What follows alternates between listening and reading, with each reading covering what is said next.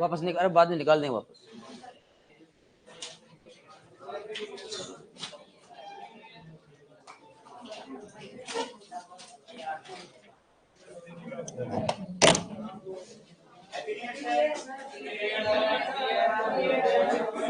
Thank you and same to you. अपन कहां पर थे? कौन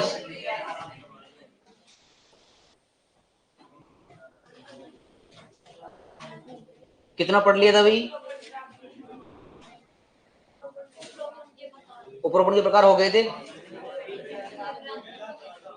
वीनियर ग्राफ्टिंग, आवाज नहीं ली। पहला जो उपरोपण के प्रकार पढ़े थे अपन ने, वीनियर ग्राफ्टिंग। स्टायोनिक प्रभाव हो गया था। देखो वीनियर ग्राफ्टिंग में कौन से आकार का चीरा लगा रहे थे अपन? वी आकार। कौन से आकार का चीरा लगा रहे थे? वी आकार का। और वीनियर ग्राफ्टिंग की जब बात आती है उदाहरण की, तो कौन सा उदाहरण था? हाँ, बस इतना ध्यान रखना है, वीनियर ग्राफ्टिंग में वी आकार का चीरा लगाते हैं। और उदाहरण की बात करें तो हाँ। इसके बाद में अगर मैं दूसरी बात करूं, दूसरी जो ग्राफ्टिंग है, आपने भेंट कलम, कौन सी कलम? भेंट कलम। या देखो मैं इस सिस्टम को बंद करके आपको अच्छी तरह समझा भी सकता हूं प्यार से। ये भेंट भाट मुझे मजबूरी में बोलना पड़ रहा है, और लोग भी सुनेंगे। सिंसियरिटी नाम की कोई चीज है या नहीं है? ये संस्कार ऐसे ही प्रदर्शित हो रहे हैं तुम्हारे? ये करने बैठे हो यहां पर?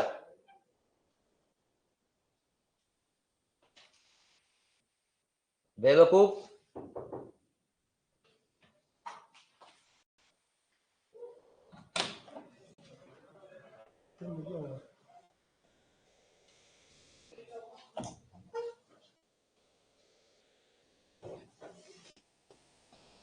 इधर देखो, भेंट कलम जिसको बोलते हैं अटैच्ड, क्या बोलेंगे?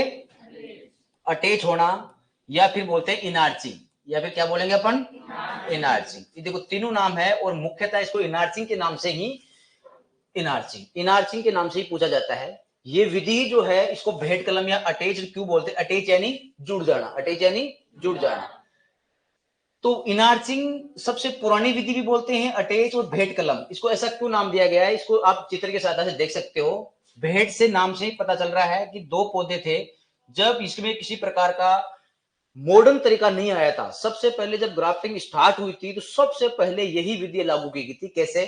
देखिए, इस पौधे की शाखा को, अभी तक अपन ने ग्राफ्टिंग का जितना भी काम करेंगे, सारी ग्राफ्टिंग में क्या करेंगे? दो पौधे रखेंगे, इस पौधे के ऊपर वाले भाग यानी कि साइन भाग को उठाकर इसके ऊपर लाकर लगा देंगे। ऊपर लाकर लगा रहे हैं, ऊपर रोपण, ऊपर रोप रहे हैं। लेकिन यहां पर भेंट कर रहे हैं, अटैच कर रहे हैं। कैसे? इस पौधे की शाखा को इसी के साथ में बांध देते हैं, जब तक यहां पर काटते नहीं है। क्या नहीं करते हैं? काटते नहीं, सिर्फ सीधा सीधा क्या कर देते हैं? अटैच कर देते हैं। सिर्फ क्या कर देते हैं अपन? अटैच। ये देखो मैंने इसके साथ में क्या कर दिया? इसको अटैच कर दिया। इसको टेक्निकल भाषा में वर्ड नाम दिया गया, हॉर्टिकल्चर केस में क्या नाम दिया गया? इसको इनार्चिंग। क्या नाम दिया गया इसको? इनार्चिंग। ये इसको भेंट कर रहा है। हिंदी में बोले तो क्या कर रहा है? इसको भेंट कर रहा है। इंग्लिश में बोले तो क्या हो रहा है? इससे अटैच हो रहा है। इनार्चिंग, अटैच और भेंट कलर। और ये विधि किसमें अपनाई जाती है? आम में। इतना सबको पता है। अब मैं बोल रहा हूं कि सबसे पुरानी विधि, क्या बोल रहा हूं मैं यहाँ पर? सबसे पुरानी। तो पुरानी विधि, इसके बाद दो विधियां और आ गई। कौन सी विधि आ गई अपने पास में? ग्राफ्टिंग, वीनियर ग्राफ्टिंग आ गई। इसके बाद में तीसरी जो मैं बात करता हूं वो कौन सी आ गई? एपिकोटाइल। कौन सी आ गई? एपिकोटाइल। ध्यान रखना, एपिकोटाइल। या फिर बोल सकता हूं मैं इसको गुठली उपरोपण। क्या बोल सकता हूं मैं उसको? गुठली उपरोपण। या फिर स्टोन, या फिर क्या बोल सकता हूं मैं उसको? Stone grafting. देखो जैसे अपन ने दो वर्ड यहां समझे थे, तीनों वर्ड यहां समझे थे, उसी प्रकार एपिकोटाइल क्या होता है, गुठली क्या होता है, स्टोन क्या होता है, वो भी अपने यहाँ पर समझने वाले। तो भेंट, अटैच और इनार्चिंग ये भी किसमें अपनाई जाती है? आम में। देखो ये भी आम में, ये भी आम में, और ये भी आम में, तीनों। तो सीधी बात है कि 3 नंबर पे तो कौन सी आ जाएगी? भेंट, अटैच और इनार्चिंग। क्यों आ जाएगी? क्योंकि सबसे पुरानी होती। सबसे जो नई है वो कौन सी? एपिकोटाइल, गुठली या फिर स्टोन। तो 1 नंबर पे कौन सी आ जाएगी? एपिकोटाइल। और 2 नंबर पे अपने आप ही कौन सी आ जाएगी? Veneer grafting. तीनों एक साथ ऑप्शन में आते हैं तो पहली प्रायोरिटी पे ये, दूसरी पे ये, और तीसरी पे कौन सी आ जाएगी? लेकिन मोस्टली अगर जो बहुत ज्यादा क्षेत्र में अपनाई जाती है वो कौन सी अपनाई जाती है? Veneer grafting. कौन सी अपनाई जाती है? Veneer grafting. तीनों चीजें पता है तो आप नंबर 2 लगा के लिखो, भेट, अटैच या इनार्चिंग। भेट, अटैच या फिर इनार्चिंग।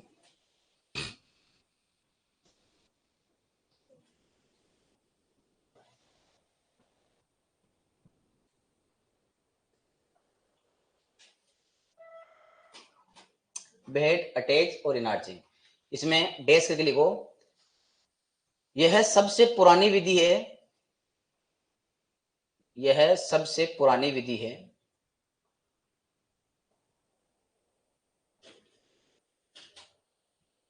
यह सबसे पुरानी विधि है। उदाहरण आम। उदाहरण के तौर पे क्या आ जाएगा अभी? आम। नंबर 3, एपिकोटाइल, गुठली या फिर स्टोन। एपिकोटाइल, गुठली और स्टोन ग्राफ्टिंग। एपिकोटाइल, गुठली और स्टोन ग्राफ्टिंग।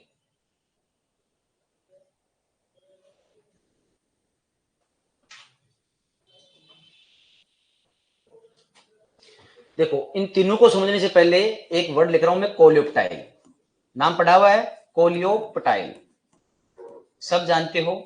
कोलियोप्टाइल, एपिकोटाइल या कोटाइलेडोन।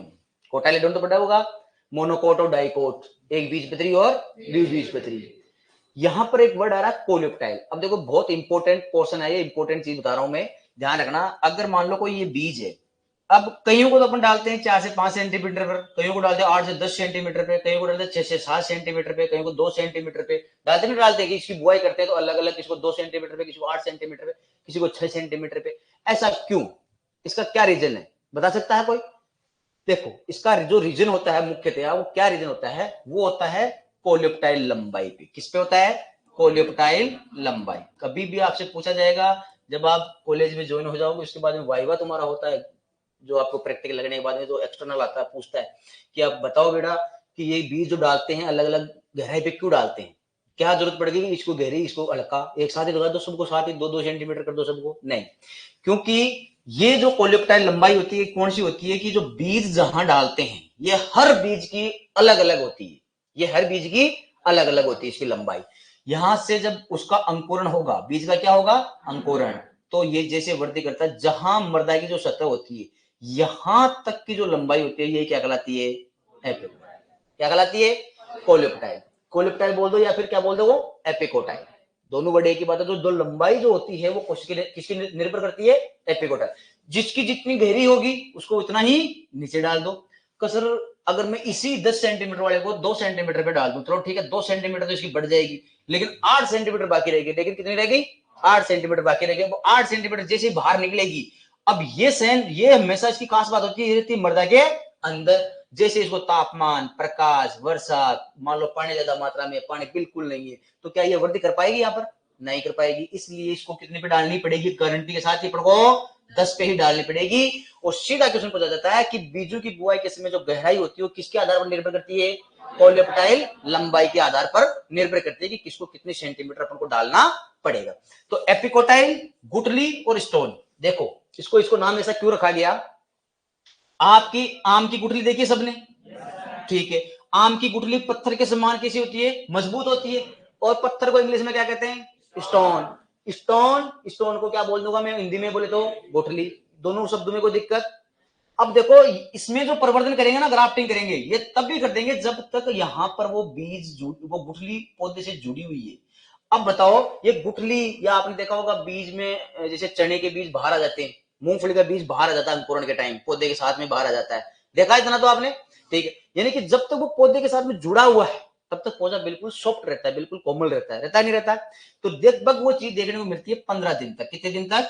15 दिन तक। ये देखो, ये इसके साथ में जुड़ी हुई है, यानी कि इसमें जो प्रवर्धन करने वाले हैं वो गुठली इसके साथ में जुड़ी हुई है। गुठली किसके साथ में जुड़ी हुई है? पौधे के साथ में। यानी कि ये जो प्रवर्धन करने वाले हैं, पौधे की कितनी उम्र रहेगी? 15 दिन। और गुठली यानी कि मैं क्या बोल सकता हूं? एपिकोटाइल। ये तो टेक्निकल भाषा में, ये तो किस भाषा में है? टेक्निकल भाषा में तो एपिकोटाइल, और हिंदी में गुठली, इंग्लिश में स्टोन।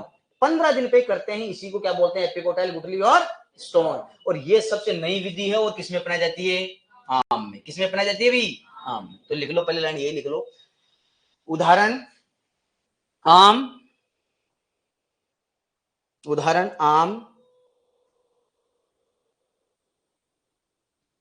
उदाहरण आम। फिर नेक्स्ट एरो करके लिखो, यह आम में प्रवर्धन की, यह आम में प्रवर्धन की, यह आम में प्रवर्धन की सर्वाधिक प्रचलित विधि है। आम में प्रवर्धन की सर्वाधिक प्रचलित विधि है, सर्वाधिक प्रचलित विधि है। नेक्स्ट एरो करके लिखो, इस विधि में, नेक्स्ट एरो करके लिखो, इस विधि में 15 दिन का मूल व्रत, कितने दिन का? 15 दिन का मूल व्रत काम में लिया जाता है। 15 दिन का मूल व्रत काम में लिया जाता है।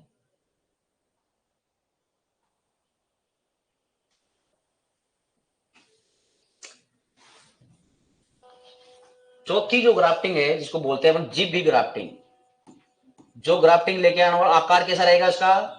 जीबी को इंग्लिश में क्या बोलते हैं भाई? टंग। जीबी उपरोपण या टंग ग्राफ्टिंग। तो हेडिंग लगाओ नंबर 4, जीबी उपरोपण या टंग ग्राफ्टिंग। जीबी उपरोपण, टंग ग्राफ्टिंग।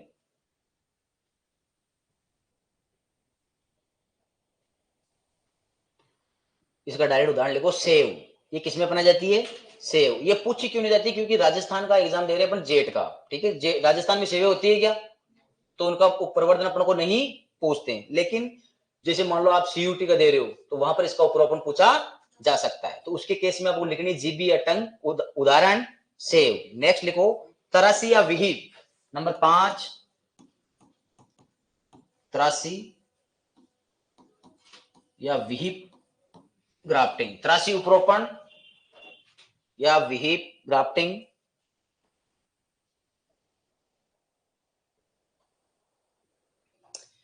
ये सारे तरासी, जीबी ये वहीं अपनाते हैं जहां शीतोष्ण होता है। शीतोष्ण मैंने समझाई दिया था आपको, जहां पर क्या रहती है? नमी ज्यादा। जहां नमी क्या रहती है? ज्यादा। अब देखो तरासी जीप, यहां पर तो जीप के टाइप लेंगे। तरासी क्या होती है? बिल्कुल जीप तो हो जाएगी अपनी थोड़ी सी लंबी रूप में, और तरासी में क्या करेंगे? बिल्कुल गोल टाइप में। बिल्कुल कैसे ले लेंगे अपन? थोड़ी सी गोल टाइप में। इसी को क्या बोलते हैं? तरासना। ये लेते हैं नाशपति में। किस में लेते हैं? ये नाशपति। ये भी कहां होती है भाई? शीतोष्ण में। और ये लेते हैं सेव में। सेव भी कहां होती है भाई? शीतोष्ण में। तो ये वो वाले इलाके की बातें चल रही है। जीबी, टंग, तरासी उपरोपण,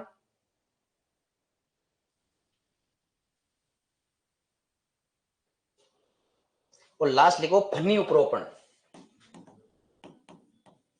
फनी उपरोपण,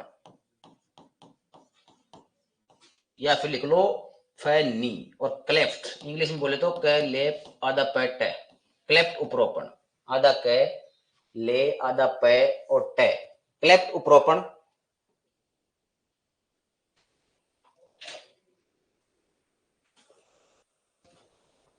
देखो ऊपर वाले जो 3 हैं वो तो आ गई आम के केस में, ये दोनों आ गई शीतोष्ण के केस में। अब लास्ट जो बत्ती है वो कौन सी है? फनी उपरोपण या क्लेफ्ट। या आधा क है और ले, आधा पै और टे, क्लेफ्ट इंग्लिश में बोलते हैं। अब देखो इसमें एक लाइन पढ़ते हैं अपन, इसमें टॉप वर्किंग करते हैं। क्या करते हैं इसमें? Top working. अब टॉप वर्किंग अपन पूरी एग्रीकल्चर में 2 जगह पढ़ेंगे कि टॉप वर्किंग क्या होती है। टॉप यानी शीर्ष भाग, वर्क यानी कार्य। ये जो कार्य करने वाले हैं वो कौन सी जगह करने वाले हैं? पौधे के शीर्ष भाग में, यहां पर। तो टॉप वर्किंग का जब भी नाम आता है, कोई भी मान लो पुराना पौधा है जिसपे फल नहीं लग रहे, क्या नहीं लग रहे? फल नहीं लग रहे, उस पुराने पौधे को अब वापस सुधारना है और उसमें फल लगाने। तो सबसे पहले वापस सुधारने के लिए उसमें खाद, बीज, उर्वरक डालने से पहले उसकी काट छांट की जाती है। और काट छांट कौन से भाग से करेंगे अपन? शीर्ष भाग से। ये भाग तो सुधरना ही सुधरना चाहिए, तो उसको बोलेंगे अपन टॉप वर्किंग। तो यहां से एक क्वेश्चन पूछा जाता है कि पुराने पौधे को सुधारने के लिए किस प्रकार का कार्य किया जाता है? तो कौन सा कार्य करेंगे अपन? Top working. एक जगह तो वहां काम आएगी पूरी टॉप वर्किंग। दूसरी फनी उपरोपण, दूसरी कहां काम आएगी अपनी? फनी उपरोपण। इन 2 के अलावा तीसरी जगह पूरी एग्रीकल्चर में टॉप वर्किंग काम नहीं आएगा। तो पास में आप लिख भी सकते हो कि टॉप वर्किंग बिगड़े हुए पौधे को या जो फल नहीं देते हैं उन्हें सुधारने के लिए जो वर्किंग करते हैं वो कौन सी वर्किंग है? Top working. टॉप यानी ऊपर, वर्क यानी कार्य। ऐसे कार्य करना जो ऊपर की तरफ हो। अब दूसरा देखो फनी उपरोपण।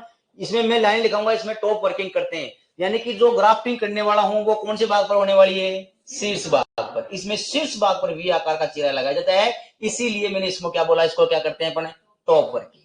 ठीक है, तो इसमें पहले लाइन लिख लो, इस विधि में टॉप वर्किंग की जाती है। अब ऐसे नहीं होना चाहिए 5 दिन बाद भूल जाओ टॉप वर्किंग क्या है, तो ऊपर ऊपर लिख लिया करो फटाफट में टॉप वर्किंग क्या बताइए मैंने। टॉप वर्किंग, इस विधि में टॉप वर्किंग की जाती है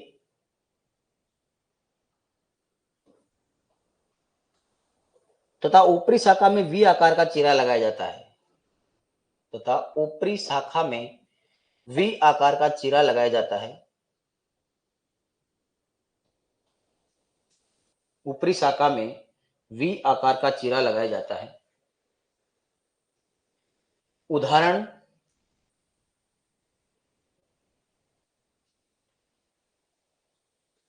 उदाहरण नाशपाती व अमरूद, नाशपाती व अमरूद। ये भी नाशपाती में फनी उपरोपण भी, तरासी भी नाशपाती में, जी भी करेंगे सेब में, और 3 बच गए वो आम में। बस इतना सा ध्यान रखना है। नाशपाती व अमरूद, उदाहरण नाशपाती व अमरूद। तो ये बात हो गई अलैंगिक प्रवर्धन की। कौन से प्रवर्धन की बात हो गई है, अलैंगिक। अलैंगिक की 5 विधियां पढ़ी थी अपने, टोटल कितनी, 5। नंबर 1 पे विभाजन व रूपांतरण, कौन सी पढ़ी थी, विभाजन व रूपांतरण, उन दोनों में कोई दिक्कत। तीसरी पढ़ी थी अपने कलम, कलम के 3 प्रकार बताए थे मैंने, जड़ कलम, पत्ती कलम और तना कलम। जड़ का नाम आते क्या होगा, शीतोष्ण। अरे जड़ का नाम आते ही जड़ें गड्ढे में दबेगी, और गड्ढा मतलब नमी, बर्फीला इलाका। पत्ती का नाम आते ही, पत्ती आती है क्या बोलोगे,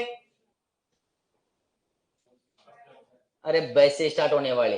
पत्ती कलम में क्या बताया था मैंने, वैसे स्टार्ट होने वाले उदाहरण सारे आएंगे, वो किसमें आएंगे, पत्ती कलम में। तना कलम के 4 प्रकार थे, तना कलम में एक याद रखना था, सबसे हार्ड वाला, सबसे हार्ड वाला, और उसके अलावा याद रखने नहीं थे, अपने आप ही दिख रहे थे। बाकी मुलायम आएगा, सॉफ्ट आएगा, जिसमें लचक मारने वाले आएंगे सारे के सारे। उसमें एक अंगूर याद रखना था, क्या याद रखना था, अंगूर। ये आपकी कलम हो गई। उसी प्रकार कलिकायन, कलिकायन में 6 विधियां थी। कलिकायन में कितनी विधियां थी, 6। इसमें भी कितनी है, 6। तीनों में कितनी कितनी आ रही है, 6 आ रही है, दोनों में 6 विधियां आ रही है। बस ये आपको याद रखना। 2 मिनट 3 मिनट आप बिना देखे इनको एक बार बोलो। उदाहरण की चिंता मतलब, मैं कल भी बोल रहा था, आज भी बोल रहा हूँ, उदाहरण की चिंता मतलब, उदाहरण याद हो जाते हैं। ये नाम अपन को पता होने चाहिए कि ये कौन कितने प्रकार की, कितने प्रकार की, बस प्रकार पे ध्यान दो, उदाहरण तो अपने आप दिमाग में जाएगा, या ऑप्शन पे डिपेंड करते हैं, पता चल जाएगा कि हाँ ये तो आम में तो ये। चलो आपको ऑप्शन आया, आपको पूछ लिया कि एपिकोटाइल किसमें काम में लेते हैं, ठीक है, आपको एपिकोटाइल का पता ही नहीं है, आपको एपिकोटाइल का पता ही नहीं है कि किसमें काम में लेते हैं, लेकिन आपको 30 जो 3 ऑप्शन है, जीबी, तरासी और फनी, ये आपको पता है, और पूछा एपिकोटाइल है, ठीक है। तो इन 3 का पता है आपको, 3 उदाहरण, इसका पता, 1 नंबर वाले का पता, 2 का पता, 3 का पता, चौथे का पता नहीं है। तो बताओ 3 का पता तो आप करोगे क्या, ये आपको पता है भाई, ये नहीं है, ये भी नहीं है, ये भी नहीं है, इनको ये तो मुझे आते हैं, आता कौन सा नहीं है आपको, चौथा। तो आप अगर ये याद रहेंगे तो उदाहरण तो अपने आप हो जाएंगे। ये लो आप दिमाग, थोड़ा सा दिमाग लगाया, चौथा सही भी हो गया, आपको आता भी नहीं था फिर भी क्या हो गया, सही हो गया। क्यों हो गया, क्योंकि आपको कितने आते थे, 3 आते थे। तो इसलिए नाम होना जरूरी है। नाम कब होंगे, नाम आपको पता तभी चलेंगे जब आप बंद कॉपी करके आप सोचोगे कि ठीक है, ये आपको प्रवर्धन की अगर बात करें तो 10 मिनट का काम है। 10 मिनट एक बार थोड़ा सी पसीना से टपकाओगे ना, 10 मिनट मात्र, एक बार फर्स्ट टाइम, दिन जैसे प्रवर्धन खत्म हो जाएगा उसके बाद आपको कभी दोबारा इतने 10-10 मिनट देने की जरूरत नहीं है। 2 मिनट में आप प्रवर्धन का रिवीजन करके आ सकते हो जब भी आपको जरूरत पड़े। तो पूरा मैटर मैंने आपको ऐड करवा दिया है। कोई किसी प्रकार की बाहर से आने का, चाहे किसी प्रकार का एग्जाम हो, चाहे सीयूटी का हो, चाहे आपका जेट का हो, चाहे सुपरवाइजर का हो, बाहर से कोई दिक्कत आने की जरूरत नहीं। तो प्रवर्धन की लास्ट हेडिंग लगाओ उत्तक संवर्धन। प्रवर्धन की लास्ट हेडिंग लगाओ उत्तक संवर्धन। उत्तक संवर्धन समझा दिया था मैंने, उत्तक संवर्धन लास्ट हेडिंग है अपनी, उत्तक संवर्धन। आवाज नहीं भाई, उत्तक संवर्धन को इंग्लिश में टिश्यू कल्चर। क्या बोला था अपन ने, टिश्यू कल्चर, टिश्यू कल्चर।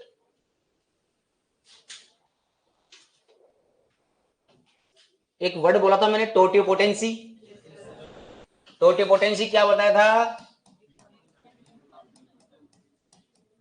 एक ही कोशिका से पूरे पौधे बनने की क्षमता। वेरी गुड, क्या वर्ड बोला आपने, क्षमता। तो एक कोशिका लिया मैंने या एक उत्तक लिया, उसे पूरे पौधे का निर्माण कर लिया, वो क्या कहलाती है, टोटियोपोटेंसी।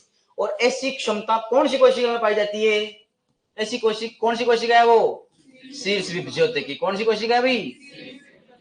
शीर्ष विभज्योतकी। इंग्लिश में बोले तो मेरिस्टेमिक। क्या बोलेंगे अपन इसको? मेरिस्टेमिक। ये याद कर लिए होती है आपने। मेरिस्टेमिक और टोटियोपोटेंसी।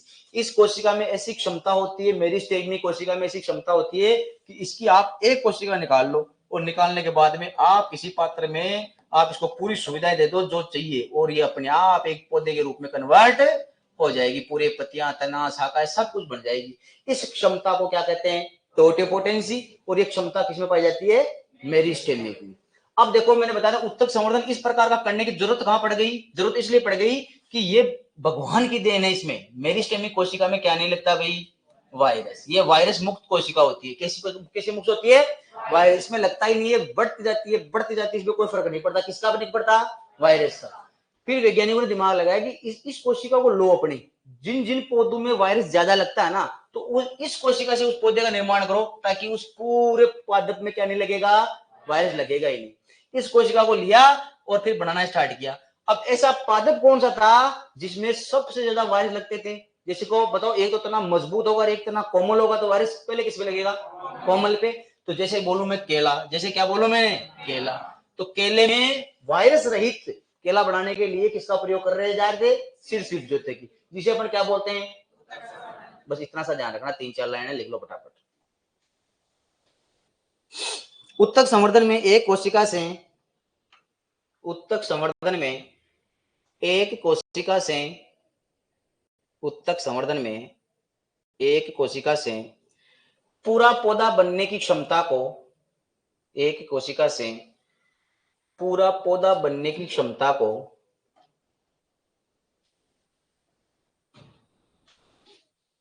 टोटियोपोटेंसी, ऊपर लिखा हुआ है टोटियोपोटेंसी कहते हैं। टोटियोपोटेंसी कहते हैं। नेक्स्ट एरो करके लिखना। इस विधि में इस विधि में इस विधि में केले के इस विधि में केले के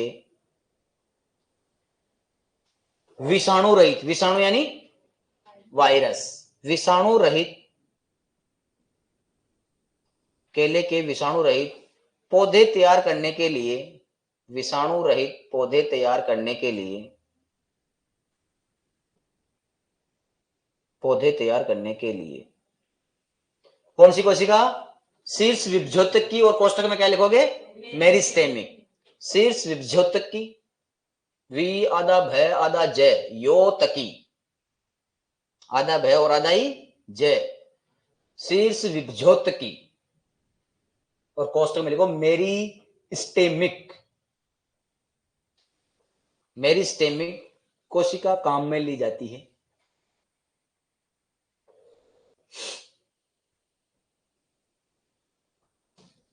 मेरिस्टेमिक कोशिका काम में ली जाती है। अब एक लाइन लिखा रहा हूं, समझना कोशिश करना। नेक्स्ट एरो लिखो। इस विधि से तैयार पौधे में इस विधि से तैयार पौधों में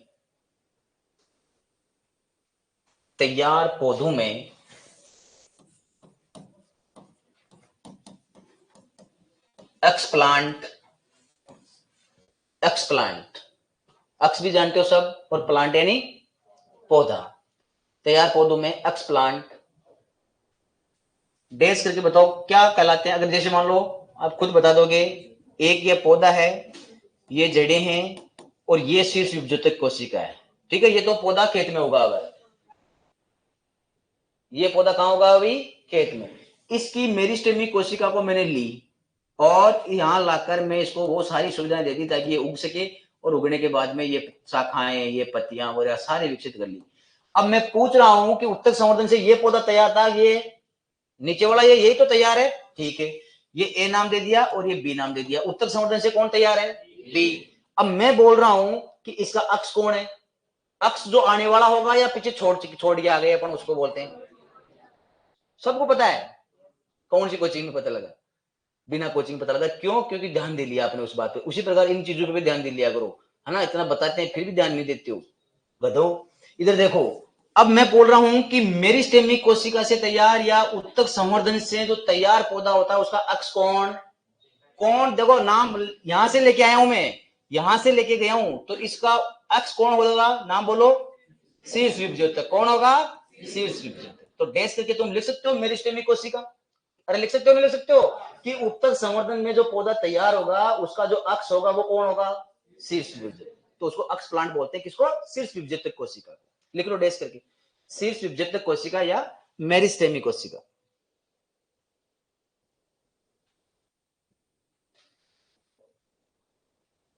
उत्तक संवर्धन का उदाहरण भी लिख लो। ये विषय आजकल अपनाते नहीं है क्योंकि बहुत ही महंगा साबित होता है। क्यों महंगा साबित होता है, क्योंकि इसको अपने लेबोरेटरी में तैयार किया है। कहां तैयार किया इसको, लेबोरेटरी में।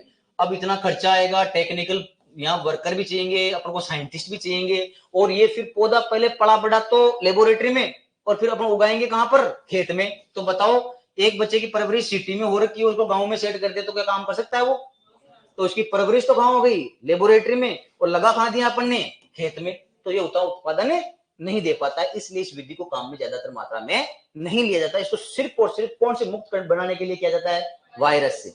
तो केला, स्ट्रॉबेरी और खजूर, केला, स्ट्रॉबेरी और खजूर। तो उदाहरण, केला, स्ट्रॉबेरी, केला, स्ट्रॉबेरी, स्ट्रॉबेरी और खजूर। बस ये तीन ही उदाहरण आपको याद रखने हैं, इससे ज्यादा आपको उदाहरण याद रखने की जरूरत नहीं है। केला, स्ट्रॉबेरी और खजूर, ये अपना हो गया प्रवर्धन। ये कौन सा पोर्शन हो गया था, प्रवर्धन। अब देखिए, ये जो मैंने प्रवर्धन बताया है, इसमें से सीधा एग्जाम में उदाहरण पूछा जाएगा। कंपटीशन की बात करें, दोबारा देख लो एक बार, सिर्फ और सिर्फ क्या पूछेंगे आपको भाई, उदाहरण। क्या पूछेंगे, सिर्फ और सिर्फ उदाहरण। तो इस उदाहरण का इस तरह से ध्यान रखना। अब उदाहरण में आपको एक साथ और लिखवा देता हूं, एक ही जगह लिखवा देता हूं सारे के सारे, चाहे तो वो टेबल पढ़ लेना, चाहे मैंने दो तीन क्लास लगाई है ये पूरी पढ़ लेना। ये पूरी तो थी इसका निचोड़। अब जो ला पूरा डिटेल से था, अब लास्ट में जो टेबल बना रहा हूं वहीं से उसका क्वेश्चन आने वाला है और वहीं से आपको बताना है, ठीक है। इसमें कुछ भी नया नहीं है, वही चीजें हैं जो, अब आप कंफ्यूजन हो रहे हो कि आम की बात करें तो फर्स्ट प्रायोरिटी किसको दें, अमरूद की बात करें तो सर दो दो तीन तीन लिखा दिया आपने, अब कौन सी जगह कौन सा आएगा, तो वहां पर वो मैं मुख्य लिखवा देता हूँ, यानी कि व्यवसायिक। कौन सा बोले तो, व्यवसायिक। तो एक टेबल बना लो नए पेज से, एक तरफ लिखो फसल और बीच में लिखो प्रवर्धन। सबसे बड़ा कॉलम होना चाहिए प्रवर्धन का, बड़ा कॉलम रखना प्रवर्धन का, और लास्ट में लिख लो समय। लास्ट में क्या लिख लें भाई, समय। बड़ा कॉलम रखना है प्रवर्धन, बड़ा कॉलम यानी कि प्रवर्धन का नाम आएगा इसमें। और मैं फास्ट लिखाऊंगा थोड़ा, क्योंकि वही बातें जो सब पढ़ लिए पढ़ने। बड़ा कॉलम प्रवर्धन का, एक तरफ फसल छोटी और समय भी छोटा, बीच में बड़ा रखना किसका, प्रवर्धन का। नंबर एक आम, नंबर एक आम। और इनमें क्या बनाओगे, इनमें नंबर एक लगाओ भाई आम, प्रवर्धन में लिखो नंबर एक। फर्स्ट प्रायोरिटी किसको दी थी, वीनियर ग्राफ्टिंग। किसको देंगे अपन, वीनियर ग्राफ्टिंग। नंबर एक वीनियर ग्राफ्टिंग, नंबर एक वीनियर ग्राफ्टिंग। नंबर दो गुठली उपरोपण, नंबर दो, पर वहां इसी में आम में नंबर दो लगा दो यहां पर, नंबर दो आम में दूसरी लिखना गुठली उपरोपण। गुठली उपरोपण अपनाया जाता है मुख्यतया कोंकण महाराष्ट्र, कोंकण महाराष्ट्र में सबसे ज्यादा जो अपनाया जाता है वो है कोंकण महाराष्ट्र। एमएच, एमएच मतलब जैसे आरएजे मतलब राजस्थान, उसी प्रकार एमएच मतलब महाराष्ट्र। नंबर तीन, नंबर तीन कौन सा बच गया, अरे एपिकोटल तो आ गया ना गुठली, एपिकोटल को क्या बोला था अभी, इनआर्चिंग। नंबर तीन कौन सा आ गया, इनआर्चिंग, जो सबसे पुराना था, भेंट कलम। नंबर तीन इनआर्चिंग, नंबर तीन इनआर्चिंग, इनआर्चिंग लिख के लिखो दक्षिणी भारत। ये मुख्यतः कहां अपनाया जाता है, दक्षिणी भारत। और तीनों का समय एक है, जुलाई माह। समय कौन सा है इनका, जुलाई माह। मुख्यतः सबका लगभग जुलाई है, एक दो का डिफरेंस है जो याद रह जाएगा अपने आप ही। ढेरी पे कौन से पौधे को बिठाया था अपन ने, अमरूद को। वेरी गुड, बस ढेरी का नाम आते ही आपको क्या याद रहना चाहिए, अमरूद। तो लिखो ढेरी, दो नंबर लिखो अमरूद, दो नंबर अमरूद, क्या होगा? ढेरी दाब। बोलो अंग्रेजी नाम क्या क्या था ढेरी दाब के? माउंड और स्टूल। वेरी गुड, कोई सा भी लिख लो फटाफट। ढेरी दाब, इसका भी जुलाई माह, इसका भी कौन सा महीना है? जुलाई माह।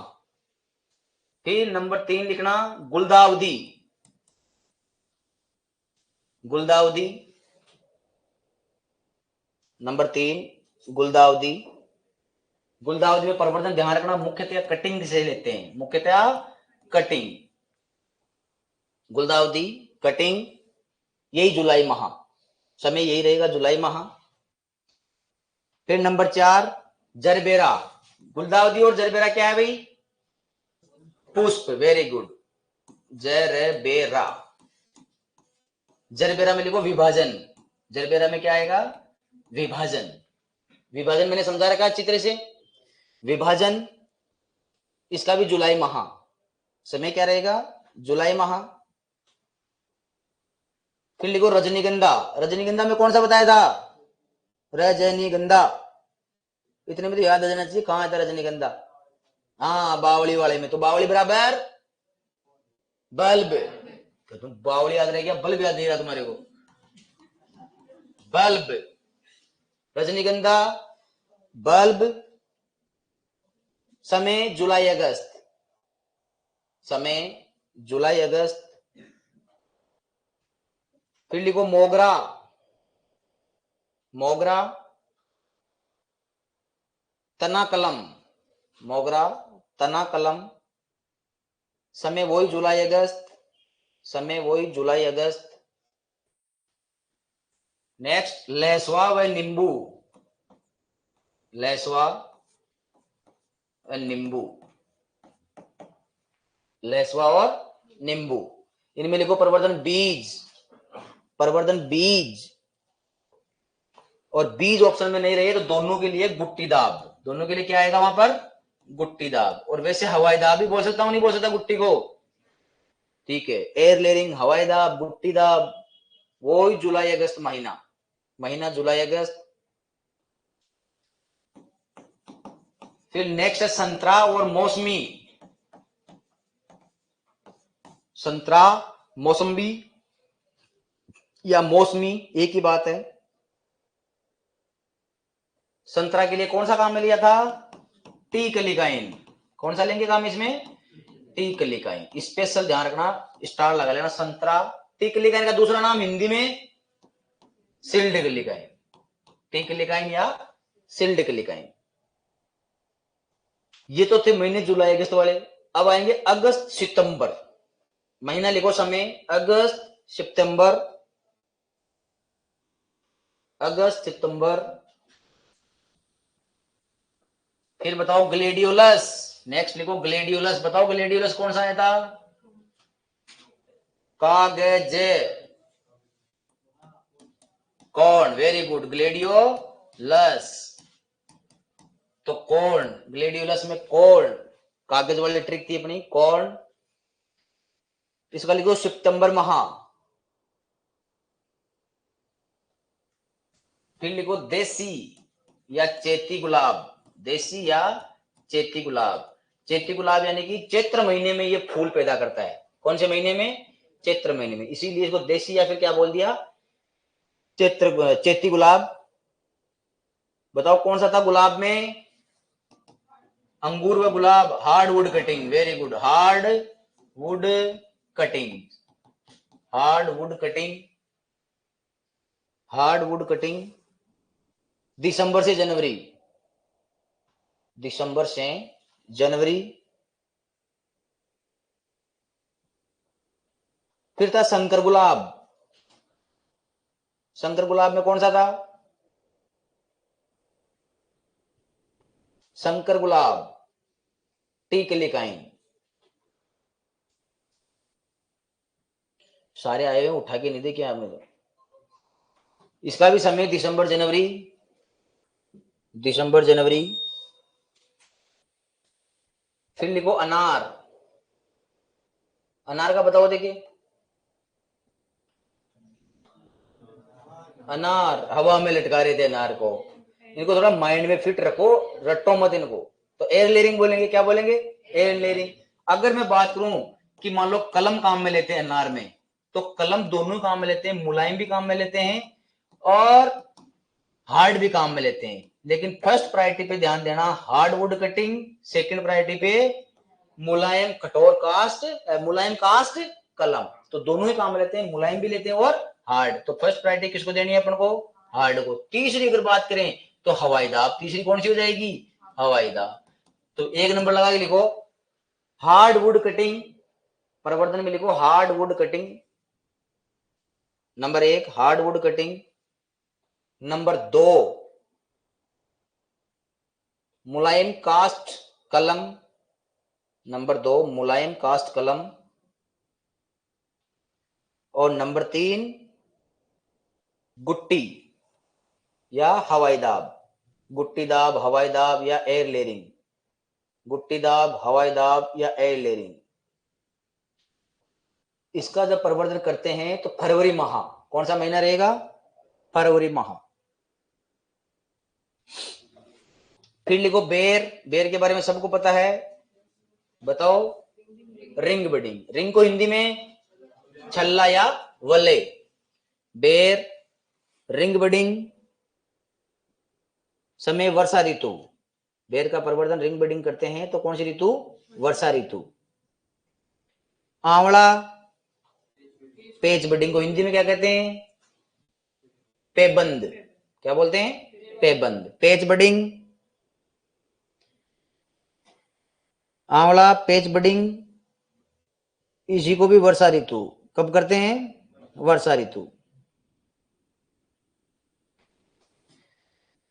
अब देखो पपीता, पपीता सबको पता है, पपीता का किससे करते हैं प्रवर्धन, बीज द्वारा। किसके द्वारा होगा, देखो पपीता दो प्रकार की होती है, एक तो डायोसियस पपीता, कौन सी, डायोसियस, और एक होती है गाइनोडायोसियस, कौन सी होती है, गाइनोडायोसियस। तो आपको देखो क्लियर कर देता हूं मैं यहीं पर, आपको कंफ्यूज नहीं होगे।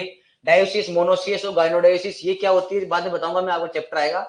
लेकिन इससे पहले ये इतना समझ लो, गायनो, जिस शब्द के आगे आगे क्या लग गया, गायनो। तो आपने पढ़ा होगा कहीं बोर्ड पे, कहीं पोस्टर में गायनोलॉजिस्ट।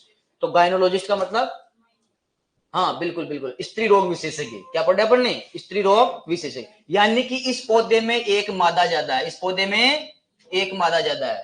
अरे सुन लो, एक मादा ज्यादा है, यानी कि जो पौधा लगने वाला है, मैं बताऊंगा डायोसिस क्या होता है, मोनोसिस क्या होता है, अपने आप समझ में आ जाएगा। लेकिन इतना जान रखो आप तो एक बार अभी कि इस पौधे में क्या ज्यादा है अभी, मादा। क्योंकि गायनो का मतलब क्या होता है, मादा। यानी कि इस पौधे पे एक पहले से ऑलरेडी थी, एक और हो गई।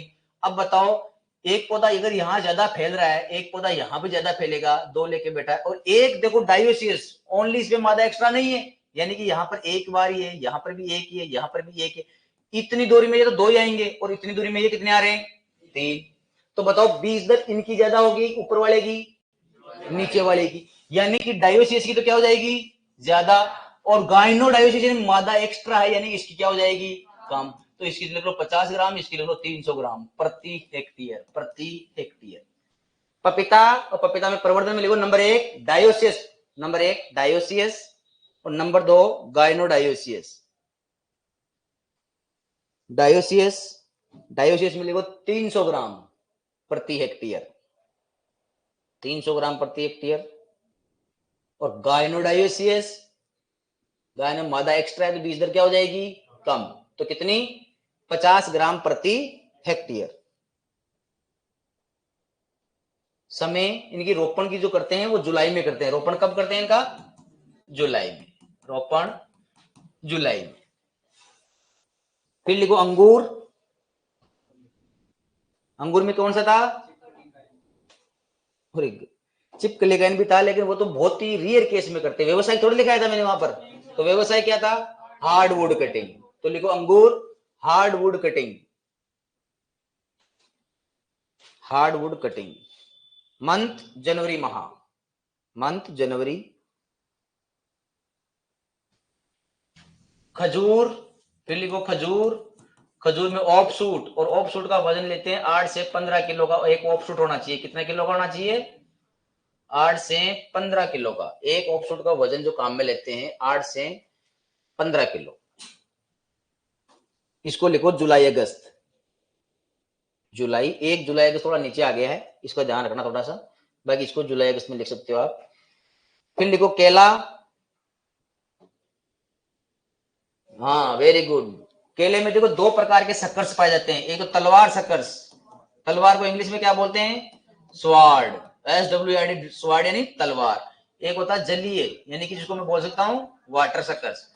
देखो इनमें वाटर की मात्रा ज्यादा, इसीलिए इसको वाटर कहा जाता है। आप इस पर का ध्यान रखिए इसको थोड़ा सा, यानी कि इसको अगर मैं लगाऊंगा तो इसमें कार्बोहाइड्रेट की मात्रा कम, और मैंने पहले क्लास में बोले थे कि कार्बोहाइड्रेट कोई भी चीज ग्रो कर रहे हैं, देख रहे हैं, सुन रहे हैं, बोल रहे हैं, वो किसकी वजह से, कार्बोहाइड्रेट। तो यहाँ पर तलवार सक्कर्स यानी स्वार्ड सक्कर्स के अंदर यहाँ पर कार्बोहाइड्रेट की मात्रा ज्यादा, तो ये जल्दी ग्रो करेगा।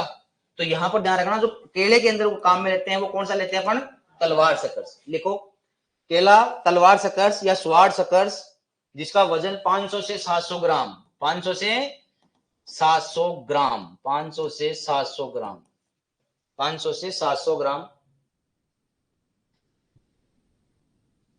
समय लिखो केले का, समय में लिखना 3 से 4 माह पुराना सक्कर्स। जो भी आप सक्कर्स काम में ले रहे हो कम से कम कितना महीना पुराना होना चाहिए, वो 3 से 4 माह पुराना सक्कर्स, 3 से 4 माह पुराना सक्कर्स। और लास्ट लिखो भाई गेंदा, गेंदे को इंग्लिश में क्या कहते हैं, मैरीगोल्ड, गेंदा मैरीगोल्ड। इसका क्या काम में लेते हैं अपन, सब ने लगाए होंगे, यहाँ के आसपास लोगों ने गेंदा तो जरूर लगाए है। फूल, और फूल में क्या बनता है, फल, फल में क्या बनेगा, बीज। तो इसका लेते हैं 1 से 1.5 किलो बीज। लिखो प्रवर्धन में बीज 1 से 1.5 kg बीज, 1 से 1.5 किलो बीज, 1 से 1.5 किलो बीज। और इसको आप जब मर्जी आए तब लगाओ, यानी कि समय लिखो कभी भी, समय कभी भी, समय की जब भी बात करते हैं। तो ये बात हुई थी प्रवर्धन की, और जो अपना टेस्ट होने वाला है, ठीक है, उस टेस्ट में अगर टेस्ट आज तो नहीं होगा, टेस्ट होगा कल, आज है, अगर टेस्ट आज होता है तो अपना कोई क्वेश्चन नहीं आएगा, ठीक है। अगर टेस्ट कल होता है तो अपना पूरा प्रवर्धन आएगा, ध्यान रखना। और प्रवर्धन में कुछ भी नहीं है, आप इसको जितना डीप अपने आप लोगे उतना ज्यादा परेशान करेगा। बाकी बंद कॉपी करके आप सोचोगे, बोलोगे अपने आप, बाद में देख लेना चाहिए, नहीं आता है तो तुरंत देख लेना, वो याद ज्यादा होता है। डायरेक्ट देखते हैं वो याद कम होता है, पहले याद करने की कोशिश करो, अगर हो जाता है तो ठीक है, नहीं आता है तो फिर आप देखते हो ना, वो तुरंत याद हो जाता है, दोबारा उसमें टाइम खराब करने की जरूरत नहीं है। तो एक बार ऐसे 15-20 मिनट पढ़ लेना, 15-20 मिनट बाद दोबारा आपको पढ़ने की जरूरत नहीं रहेगी। अब हेडिंग लगाओ नंबर 2 टॉपिक, नर्सरी। नर्सरी को हिंदी में क्या बोलते हैं भाई, पौधशाला। नर्सरी को क्या बोलते हैं, पौधशाला। देखो पौधशाला की जब भी बात करते हैं तो पौधशाला में कोई इतना इंपॉर्टेंट नहीं है, लेकिन फिर भी ध्यान रखें छोटी छोटी बातों का। महंगे और महीन, 2 बीज, महंगे और महीन। पहले देखो नर्सरी क्या होती है, मैंने बता दिया था आपको नर्सरी के बारे में कि ऐसी अवस्था, नर्सरी अवस्था की बात कर रहा हूं, ऐसी अवस्था कोई भी जीव है, ऐसी अवस्था जिसमें बाह्य वातावरण से लड़ने की क्षमता जब तक नहीं आती है, बाह्य वातावरण से लड़ने की क्षमता नहीं आती है, तब तक वो कौन सी अवस्था में है, नर्सरी अवस्था में। अपन उन्हीं पौधों की नर्सरी तैयार करेंगे जो डायरेक्ट खेत में लगा नहीं सकते, यानी कि वहां पर कोई ना कोई प्रॉब्लम आती, उस प्रॉब्लम को छोटे पौधे में प्रॉब्लम सुधारना ही क्या कहलाती है अपने लिए, नर्सरी। जैसे आपने छोटा सा एग्जांपल देता हूँ, रिज का, रिजके में नर्सरी में जब बुआई करते हैं अपन रिजके की, तो रिजके का बीज अगर किसी ने देख रखा है तो बिल्कुल मोटा मोटा होता है, इसका मतलब नहीं देख रखा, क्योंकि रिजके का बीज होता है बिल्कुल बारीक, बिल्कुल क्या होता है, बारीक। अब अपन एक तो मैं गेहूं, एक मुट्ठी में तो मेरे गेहूं है और एक मुट्ठी में रिजके के बीज है, दोनों को मैं इसे हाथ से फेंक रहा हूं, दोनों को हाथ से, ब्रॉडकास्ट, हाथ से फेंकने को क्या बोलेंगे अपन, ब्रॉडकास्ट। और हाथ से फेंकने को ही बोलते हैं टॉप ड्रेसिंग, बोलते हैं नहीं बोलते हैं, दोनों में फर्क क्या है, वेरी गुड। अगर फसल खड़ी है उसके बाद आप हाथ से फेंक रहे हो तो टॉप ड्रेसिंग है, फसल नहीं है ऐसे फेंक रहे हो तो क्या है, ब्रॉडकास्टिंग है। तो ब्रॉडकास्ट करेंगे तो उसमें रिजिके में क्या मिला देंगे, थोड़ी सी राख, एस जिसको बोलते हैं अपन, राख या बालू की मिट्टी मिला के उसमें, अब मैं हाथ में मुट्ठी में भरकर फेंकूंगा तो दूर दूर जाएगा कि नहीं जाएगा, जहां फेंकना चाहते वहां फेंक जाएंगे। तो इस प्रकार नर्सरी में सबसे पहले बीज लगा दिया आपने ब्रॉडकास्टिंग करके, उसके बाद जैसे ही बीज लगाएंगे, एक तो देखो महीन आ गया, महीन तो समझ में, महीन बीज आ गए। एक महंगे, अगर उस महंगे बीज को डायरेक्ट अपने तो खेत में लगाते हैं, जैसे तंबाकू का बीज, जैसे तंबाकू बहुत महंगा बीज आता है। अब एक तो उस बीज को आप ले जाकर खेत में लगाओ, एक उसको नर्सरी में बनाओ। अगर खेत में लगा दिया तो किसी कारणवश छोटी अवस्था में मान लो बढ़ गया, जल गया, किसी भी कारण से कुछ भी हो सकता है, लेकिन उसको आप नर्सरी में रख रहे हो तो धूप पड़ रही है तो उठाकर आपने क्या कर दिया, साइड में कर दिया या छांव में कर दिया, जैसे आपकी मर्जी वैसे कर लिया। जैसे पौधा बाह्य वातावरण से लड़ने की क्षमता में हुई उसमें, और नर्सरी से निकालकर आपने कहां लग दिया उसको, खेत में, तो वो कौन से बीज हो गए, महंगे, और इधर वाले कौन से थे, महंगे। तो इन प्रकार के बीजों को शुरुआती अवस्था में जो भी आप आवश्यकता पूर्ति करते हो वो क्या कहलाती है, नर्सरी।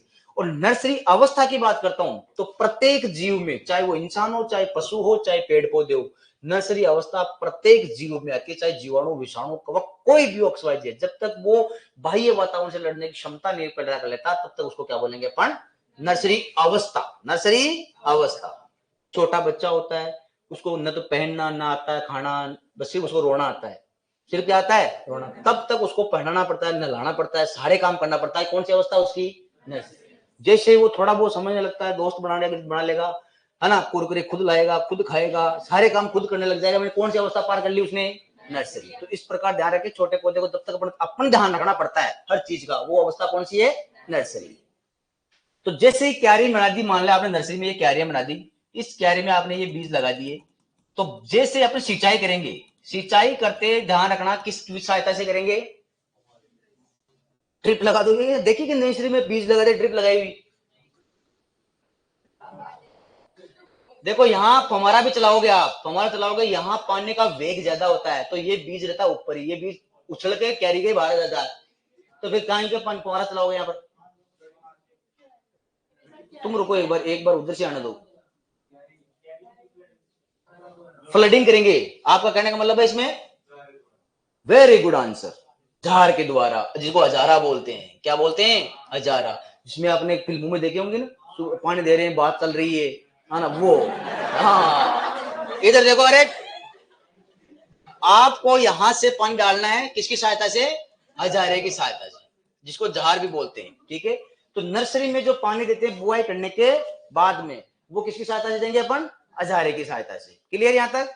फिर बनती है नर्सरी में क्यारियां, नर्सरी में तीन ही प्रकार की क्यारी बनती है, 1 नंबर, 2 नंबर और 3 नंबर, यानी कि समतल क्यारी। पहले किसकी बात करें अपन, समतल क्यारी की बात करें तो जैसे मान लो ये मृदा की सतह है, इसी के ऊपर में क्या लगा दिए मैंने, पौधे लगा दिए, ठीक है, ये मेरी क्या बन गई, वहीं पर क्यारी बन गई। ऐसा मैंने क्यों किया, ऐसा मैंने, न तो पाला पड़ रहा है, न बरसात हो रही है, किसी प्रकार का कोई प्रॉब्लम नहीं है, यानी कि ऐसी कौन सी ऋतु आती है जिसमें न तो सर्दी न गर्मी, ऋतु की बात, हाँ वेरी गुड आंसर, कौन सी ऋतु हो गई, बसंत। तो वो कौन सी कैरी होगी भाई, समतल, या फिर बोले तो फ्लैट, फ्लैट को इंग्लिश बोल सकते हैं। दूसरी अगर मैं बात करूं कि गहरी कैरी, दूसरी कौन सी कैरी है, गहरी कैरी। अब मैं क्या करना है, मुझे ये रही मृदा की सतह, यहां पर मृदा की सतह को मैंने यहां पर 15 सेंटीमीटर कहां जाना है मुझे, नीचे, और ये ऊपर वाली सतह क्या कर दूंगा मैं, हटा दूंगा, ऊपर वाली सतह को क्या कर दिया भाई मैंने, हटा दिया। ये कितनी सेंटीमीटर नीचे गया मैं, 15 सेंटीमीटर, और पौधे कहां लगाए मैंने, अब नीचे इस जगह पर। अब देखो मुझे बचना है तो नीचे से तो मैं बच ही सकता हूं, दोनों साइडों से भी बच गया। अब जैसे शाम होगी वापस मैं पूरा ढक दूंगा कोई फिल्म के द्वारा, ठीक है, सुबह होगी मैं वापस उसको हटा दूंगा। तो ऐसा किससे बच सकते हैं, इसे ढककर, पाले से, वेरी गुड, किससे बच सकते हैं, पाले से। तो जो गहरी क्यारी जिसको बोलते हैं अपन डीप, जिसको क्या बोलते हैं अपन, डीप, कितनी सेंटीमीटर डीप, 15 सेंटीमीटर। कौन सी ऋतु, शीत ऋतु, कौन सी ऋतु में अपनाते हैं, शीत ऋतु। अगर मैं बात करूं उठी हुई क्यारी की, जिसे राइज बोलते हैं, क्या बोलते हैं, rise bed, B.Ed, B.Ed, B.Ed, ठीक है, बेड यानी क्यारी, बेड यानी क्या होती है, क्यारी। तो मैं उठी हुई क्यारी की बात करें, ये मृदा की मान लो सतह है, कितनी सेंटीमीटर उठाऊंगा भाई, 15 सेंटीमीटर में मान लो इस क्यारी को उठा दिया, ये लो उठी हुई। अब पौधे कहां लगाऊंगा मैं, ऊपर इस पोर्शन पे पौधे लगाऊंगा। ये कौन सी ऋतु में जरूरत पड़ गई मुझे, वर्षा ऋतु में, क्योंकि पानी आया तो दोनों तरफ से कहां निकल गया, बाहर। तो ये कौन सी ऋतु लिखूं यहाँ पर, वर्षा ऋतु में अपनाते हैं, कितनी सेंटीमीटर उठी हुई, 15 सेंटीमीटर। ये इस प्रकार से क्यारियां बनाते हैं नर्सरी में। कौन से बीजों की, महंगे और महीन बीजों की बनाते हैं। वो कितने प्रकार की क्यारियां होती है, 3 प्रकार, समतल, गहरी और उठी हुई। उठी और गहरी कितनी होगी, 15 सेंटीमीटर। तो पहले परिभाषा लिखो, वह क्षेत्र होता है, नर्सरी वह क्षेत्र होता है, लिखो फटाफट, नर्सरी वह क्षेत्र होता है जहां वही बातें लिखाऊंगा मैं जो बताई है मैंने। जहां छोटे छोटे एवं महंगे, जहां छोटे छोटे एवं महंगे बीजों को सघन बोऊंगा या विरल? सघन। सघन यानी पास पास में, विरल यानी दूर दूर। सघन रूप में बुआई करके, सघन रूप में बुआई करके, सघन रूप में बुआई करके तथा उगे हुए पौधों को, तथा उगे हुए पौधों को, तथा उगे हुए पौधों को प्रारंभिक अवस्था में, तथा उगे हुए पौधों को प्रारंभिक अवस्था में, प्रारंभिक अवस्था में सभी संभव सुविधाएं, सभी संभव, सभी संभव सुविधाएं प्रदान करके, प्रदान करके, सभी संभव सुविधाएं प्रदान करके पौधा तैयार करना, पौधा तैयार करना नर्सरी कहलाता है। क्या कहलाती है? नर्सरी कहलाती है, नर्सरी कहलाती है। अब अगर मैं छोटी सी एक बात पूछूं आपको कि नर्सरी अगर मैं बना रहा हूं, एक तो 3 नर्सरी बना रहा हूं। एक तो बना रहा हूं मैं फूलों की, किसकी नर्सरी चल रही है? फूलों की। एक नर्सरी हो रही है सब्जियों की, एक नर्सरी हो रही है फलों की, ठीक है? तो बताओ कि एक वर्षीय तो किसकी होगी और बहुवर्षीय किसकी होगी?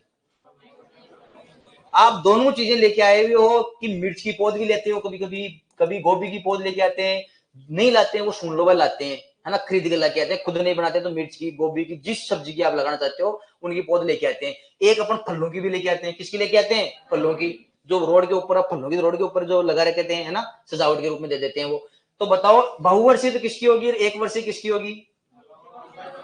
फलों की तो कैसी होती है? बहुवर्षीय। और एक वर्षीय फूलों की और सब्जियों की, इनकी सब कैसी होती है? एक वर्षीय। देखो, एक वर्षीय और द्विवर्षीय और बहुवर्षीय, ये 3 है। परिभाषा का ध्यान रखना हमेशा। ऐसी फसलें या ऐसा पौधा, ऐसा पौधा जो एक ऋतु में, जो एक ऋतु में अपना जीवन चक्र पूरा करे, एक ऋतु में, या फिर 12 महीने में, या फिर 12 महीने में, उसे बोलते हैं एक वर्षीय। उसे क्या बोलते हैं? ऐसा पौधा, समझाऊंगा, एक मिनट सुन लो। ऐसा पौधा जो 2 ऋतु में, ऐसा पौधा जो 2 ऋतु में, 2 ऋतु में, या बोल रहा हूं मैं 2 साल में, 2 साल मतलब 24 महीने बोल सकता हूं, 2 साल में ऐसा पौधा जो 2 से ज्यादा ऋतु, 2 से ज्यादा ऋतु या 2 साल से ज्यादा समय लेता हो, वो क्या कहलाता है? बहुवर्षीय।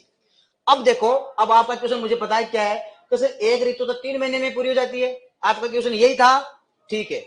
जरूरी नहीं है कि उसको एक ऋतु लग रही है या 12 महीने लग रही है। एक ऋतु 12 महीने में अपने तो 3 ऋतु निकल गई, ये अपने 12 महीने में कितनी निकल गई? 3 ऋतु सारी निकल गई, ग्रीष्म निकल गई, शरद निकल गई और बसंत निकल गई। तो यहां पर एक एक वर्ष में उगने वाली, यानी कि इस ऋतु में कोई खत्म हो गया, इस ऋतु में भी खत्म हो गया और इस ऋतु में भी खत्म हो गया, ये सारे पौधे एक वर्षीय कहलाते हैं। या फिर लगातार 1 साल तक, 12 महीने फिक्स तक, यानी 1 साल तक जो अपना जीवन यापन करता है, वो भी क्या कहलाता है? एक वर्षीय। या ऐसा पौधा जो 2 सीजन निकाल दिए, या फिर पूरी 2 साल निकालनी चाहिए। पूरी कितनी साल निकलनी चाहिए? 2 साल। आप कैसे बोलोगे ये सर प्याज 2 सीजन निकालता है? प्याज कितनी सीजन निकालता है? 2 सीजन। इसीलिए किस कैटेगरी में आएगा? द्विवर्षीय में। किसमें आएगा? द्विवर्षीय। आपने एक झड़बेरी देखी होगी, झड़बेरी, जिसपे छोटे छोटे बोर लगते हैं, छोटे छोटे, और फसल बोने से पहले ऐसा खेत में उगती है वो, जिस खेत को आपने 3-4 साल से बोया ही नहीं है। कितने साल से? 3-4 साल से। 1 साल में होगी नहीं वो, तो कम से कम 2 साल से कितनी बोल रहा मैंने? ज्यादा। तो ये जो जड़ी बेरी होती है ना, छोटे छोटे बेर, और इतनी होती है, घुटनों तो इतनी थी, और इसमें लाल लाल छोटे छोटे बोर लग जाते हैं, ठीक है, ये ध्यान रखना आप। इसको बोलते हैं जड़बेरी। तो जड़बेरी वो हो गई, ये कौन सी होती है? बहुवर्षीय। और जो 2 सीजन निकाल ले वो होती है 2 वर्षीय, और एक ही सीजन में होती है वो क्या कहलाती है? 1 वर्षीय। Clear? Okay, enough for today.